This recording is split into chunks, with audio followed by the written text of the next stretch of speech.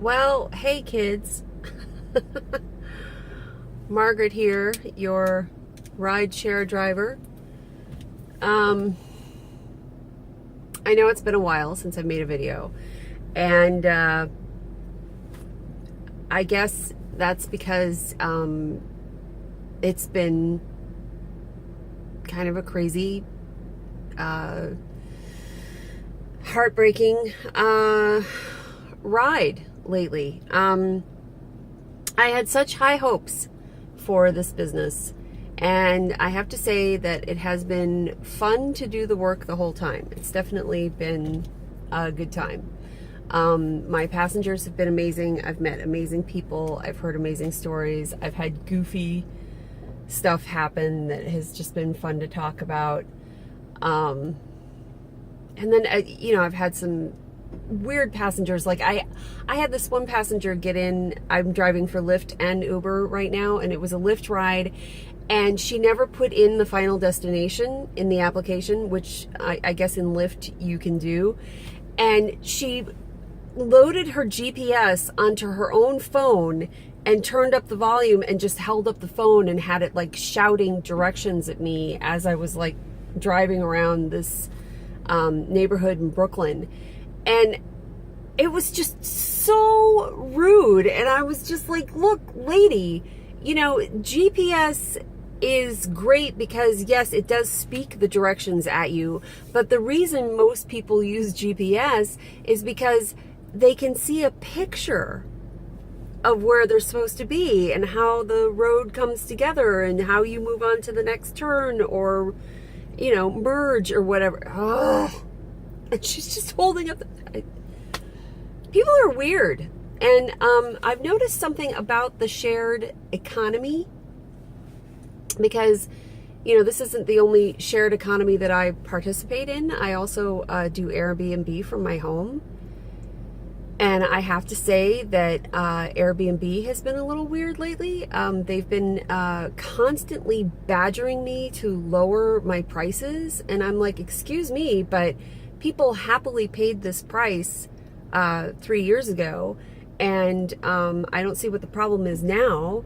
And my cost of living has gone up in the last 3 years, and I haven't raised my price. So I don't know why you're badgering me. So I surrendered to the badgering and actually lowered the price for a little while.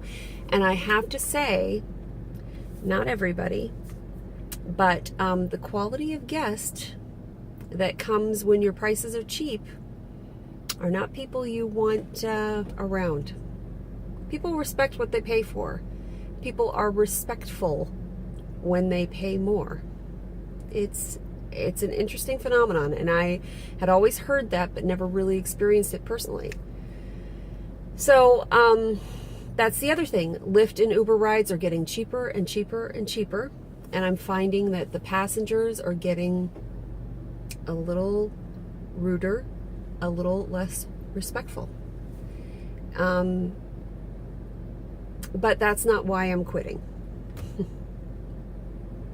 I am probably not going to do this anymore after Christmas. And it's going to be hard to keep doing it until Christmas, but I have a lot of catching up to do because I've lost a lot of money. If you're going to do this, I would not recommend doing it under the 5 Boroughs NYC TLC. They have their finger so deeply in this pie, it's ridiculous. No traditional car insurance company is going to touch you if you are a for-hire vehicle registered with the TLC here in New York City. And that means that you're going to have to pay these sketchy sort of fly-by-night kind of companies that feel kind of like money laundering organizations an exorbitant amount of money every month to cover your insurance needs. And if you financed your vehicle, which is very likely because to have a vehicle new enough, you've probably financed it, you have to pay even more. And then there are tolls, and then there are maintenance costs. And I have to say, it's a losing game, people. It's a losing game. I think in other cities, maybe you can make a little bit of a profit, but I'm so far behind in my bills. It is absolutely horrifying. I can't sleep. I'm terrified all the time. I am. Today could be a very good day for me. It looks like I may have nailed down legitimate traditional day job again. And there's a lot of emotion that rises up in me when I think about going back to that. I'm going to appreciate the safety. I'm going to appreciate the security. I'm going to have to start stuffing my 401k like a turkey because I'll be starting over from zero again. I cashed out all of my 401k to get this business started and to survive the 2.5 years that I've been laid off from my last traditional secure day job. And then, of course, you know, what about my creative endeavors? But the truth is, when I've had a traditional 9 to 5-ish, 8:30 to 5:30, 7 a.m. to 6 p.m., let's get real, the corporate world has gone crazy kind of job. Yes, it's been corporate and buttoned up and all of that, but it's been safe, and I have never really lost an opportunity to pursue a creative pursuit. I really haven't. So it looks like I'm going back, and I'm sorry if that disappoints anybody, but the devil has really good health insurance, people. So I'm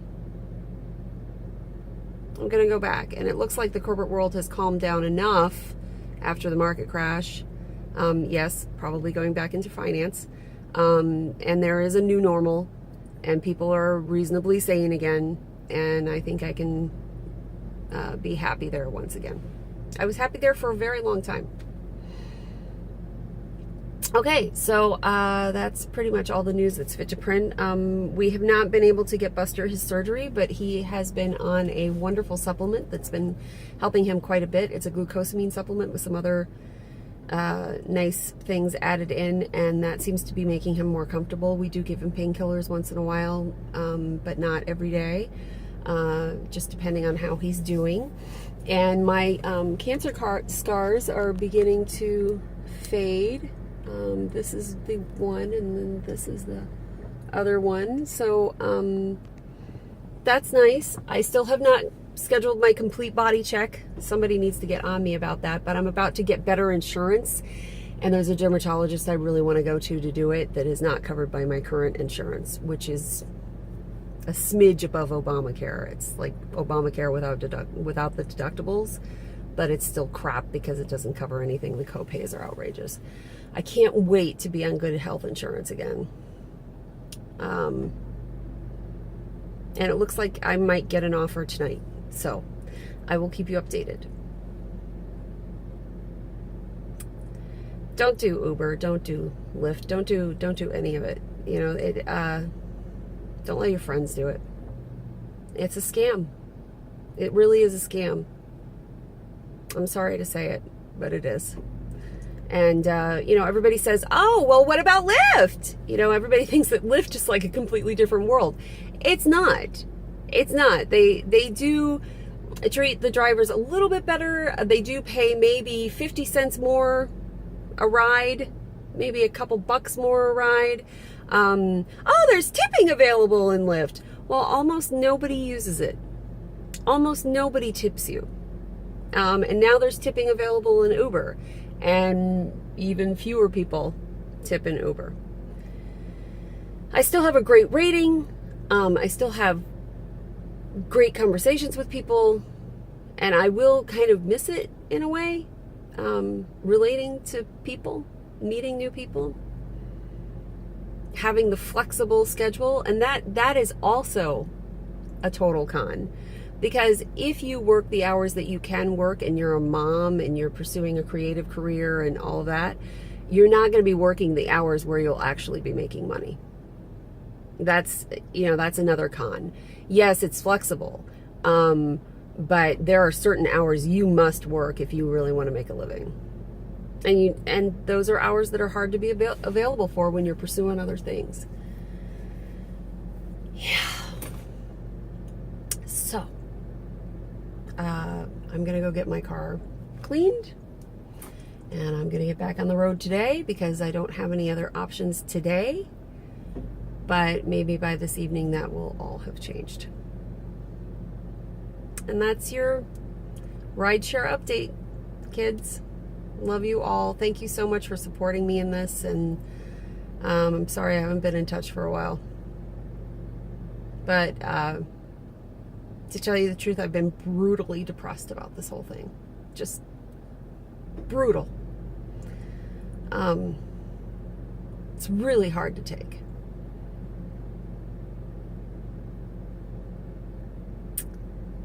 It's hard to admit you were wrong. I feel really bad for roping two friends into this. But I did rope them into a different market, not the NYC TLC market. So maybe they're doing a little better than I am. But I haven't heard from them in a while. All right. Talk to you soon. Bye.